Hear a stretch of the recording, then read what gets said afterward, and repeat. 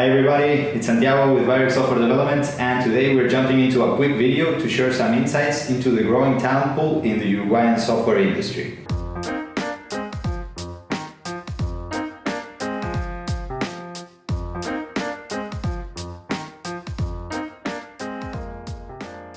So the reason we wanted to make this video is that we often get contacted by businesses from around the world who are struggling with issues like fast growth and talent shortage, and are therefore looking to connect with a partner to reinforce their teams.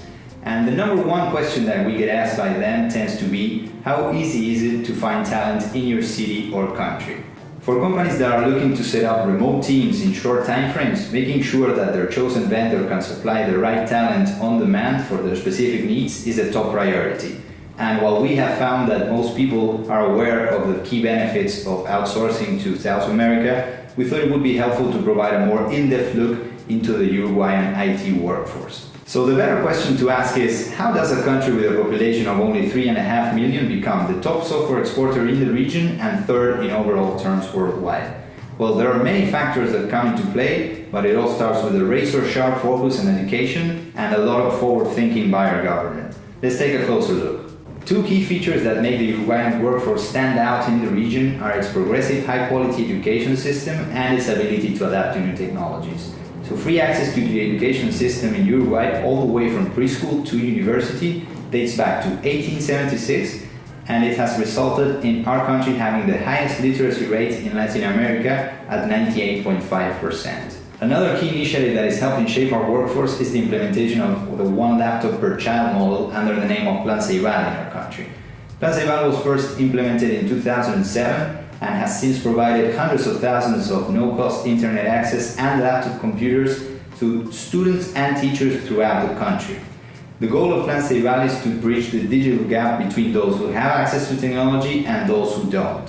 The Plan Ceibal project is implemented in English, which contributes to the bilingualism of our country, and it also includes robotics as part of its core syllabus. So as a result, 100% of students at the age of 15 have already completed 3 years of English and 2 years of computer science. Another differential that helps Uruguay stand out in the region are its high-quality universities. So much so that getting a computer engineering degree in Uruguay, which takes on average 5 years, is comparable to getting a master's degree in the United States in terms of syllabus content and quality.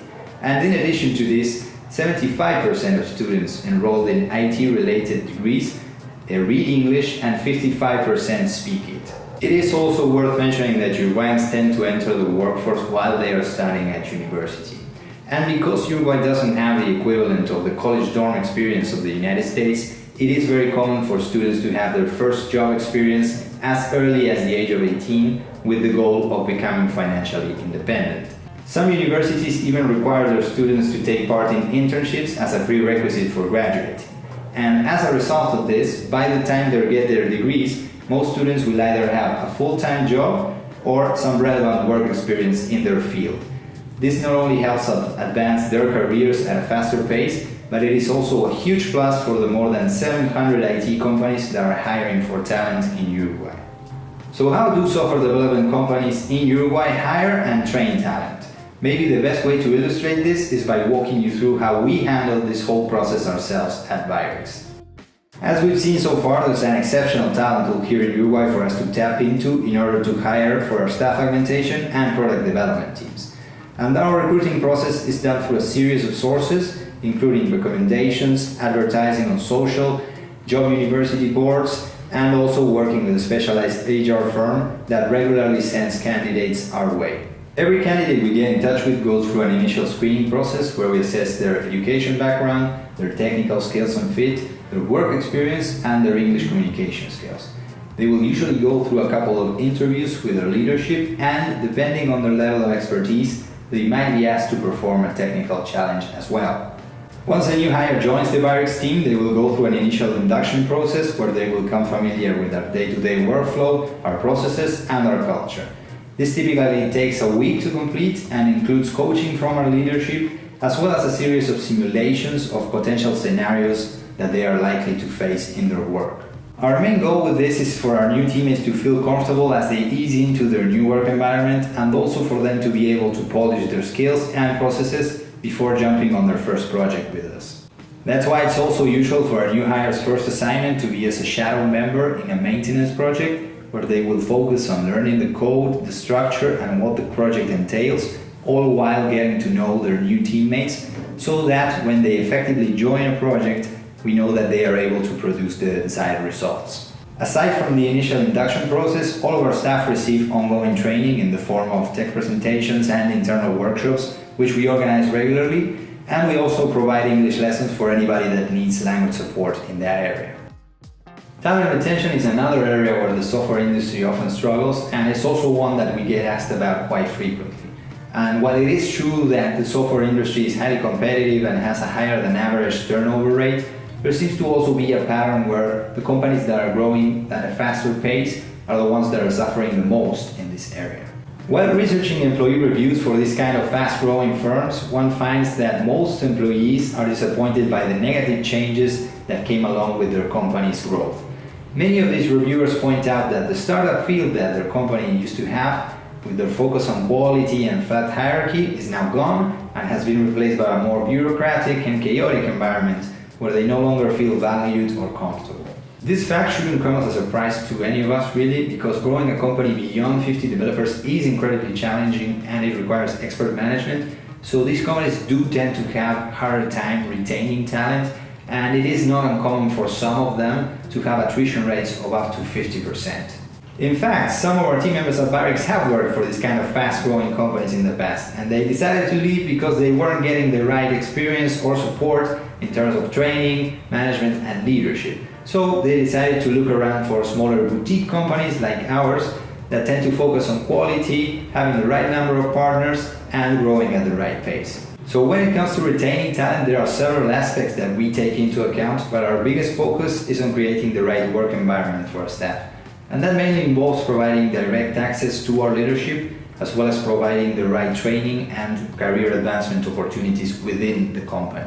The fact that we work exclusively with a select number of partners from the US is one of our key differentials. Working with the US not only enables us to pay higher wages and therefore access some of the best talent around, but also our teams get to work side by side with very innovative companies on challenging projects and using the latest trending technologies.